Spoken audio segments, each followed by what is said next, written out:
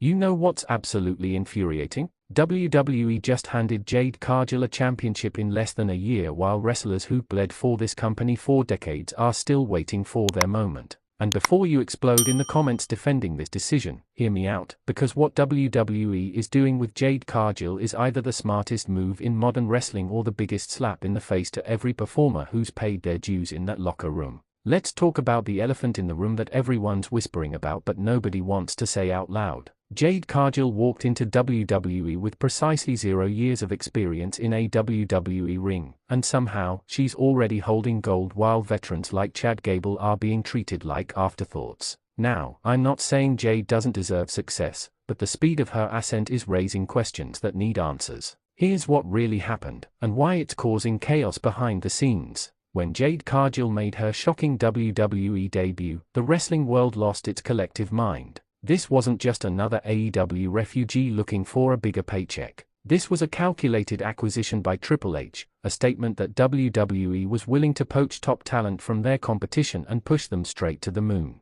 But here's the thing nobody's talking about: Jade's meteoric rise isn't just about her talent or her look. It's about WWE proving a point to Tony Khan and the entire wrestling industry. Let me paint you the full picture of what's actually going on here. Jade Cargill's WWE journey began at Royal Rumble 2024, and from that very first appearance, it was clear that management had big plans. But what makes her story so controversial isn't just the push itself. It's the deliberate, almost aggressive way WWE has positioned her as untouchable from day one. She came in looking like an absolute star, and WWE made sure everyone knew it. The production, the entrance, the presentation, everything screamed main eventer before she'd even worked a single televised match. Quick question for you: do you think Jade's look and presence is enough to justify her rapid championship push, or should in-ring experience matter more? Drop your answer below. Now, let's address the elephant that's stomping around the women's locker room. Jade won the Women's Tag Team Championship with Bianca Belair at Bash in Berlin, becoming a champion in just her 7th month with the company. 7th month. To put this in perspective, it took Becky Lynch years to reach the top.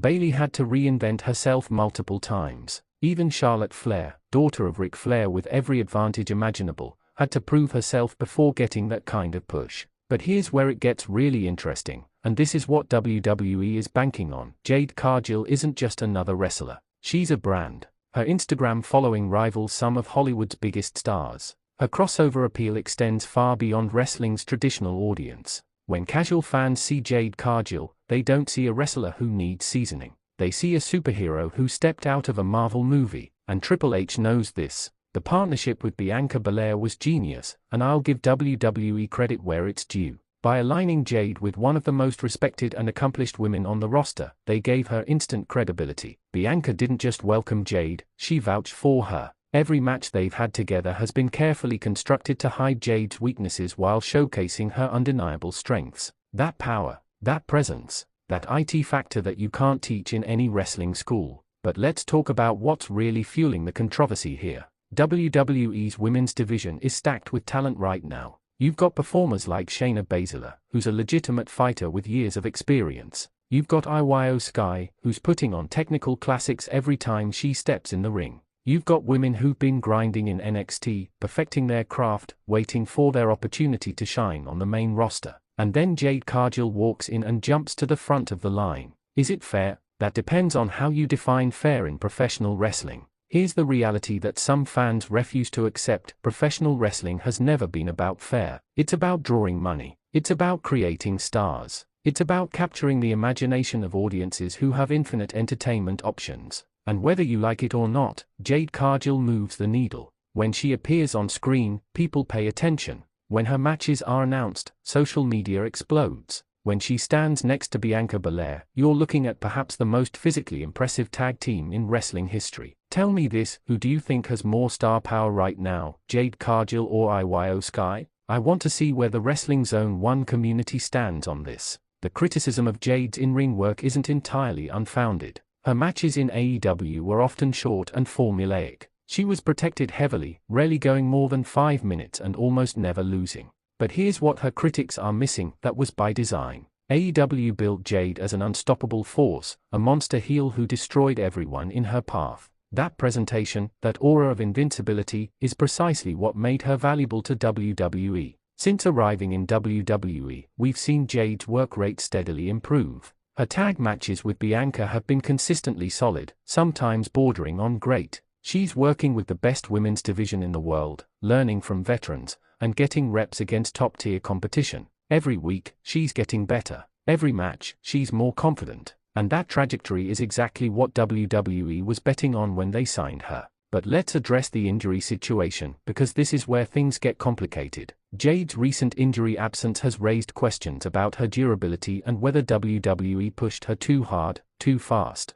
Some insiders suggest that the grueling WWE schedule, combined with her relative inexperience, may have contributed to the injury. Others argue that injuries happen to everyone, regardless of experience level. What we know for certain is that WWE protected her championship status during her absence, which tells you everything you need to know about their long-term plans. The real question isn't whether Jade Cargill deserves her push. The real question is what her success means for the future of wrestling. Are we moving toward an era where social media following and crossover appeal matter more than in-ring ability? Is WWE prioritizing stars who can transcend wrestling over wrestlers who've mastered the craft? And if so, what does that mean for the next generation of performers grinding it out in the performance center right now? Here's my take, and you're probably going to hate it. WWE is right to push Jade Cargill this hard, and it's not even close. The wrestling business is changing. The audience is changing. The way we consume content is changing. In 2024, you need performers who can capture attention in a 3-second scroll on TikTok. You need athletes who look like legitimate stars when they are standing next to mainstream celebrities. You need crossover appeal that extends beyond wrestling's traditional fanbase.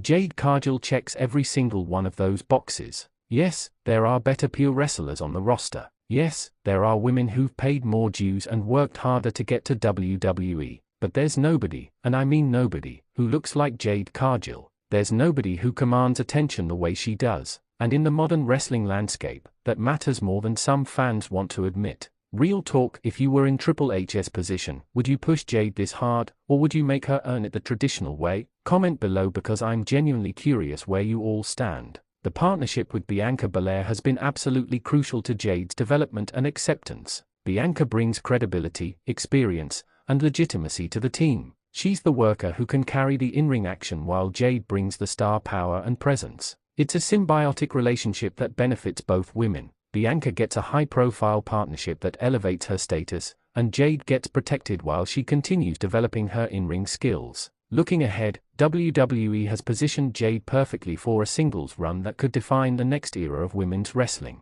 Whether she turns on Bianca or they have an amicable split, the trajectory is clear. Jade Cargill is being groomed as a cornerstone of WWE's women's division for the next decade. Her age, her look, her marketability, and her improving in-ring work all point toward a performer who could carry the division in a way few others can. But here's what WWE needs to get right: the storytelling. Jade's rise has been impressive, but it needs to feel earned to the audience. She needs moments of vulnerability. She needs challenges that test her. She needs to show growth beyond just winning matches. The best wrestling stories are about overcoming adversity, and so far, Jade has faced remarkably little adversity in WWE. That needs to change if she's going to connect with audiences on a deeper level. The bottom line is this: Jade Cargill's WWE journey is a referendum on modern wrestling itself. She represents everything that's changing about this business, for better or worse. And how WWE handles her push over the next year will tell us everything we need to know about the company's priorities and vision for the future.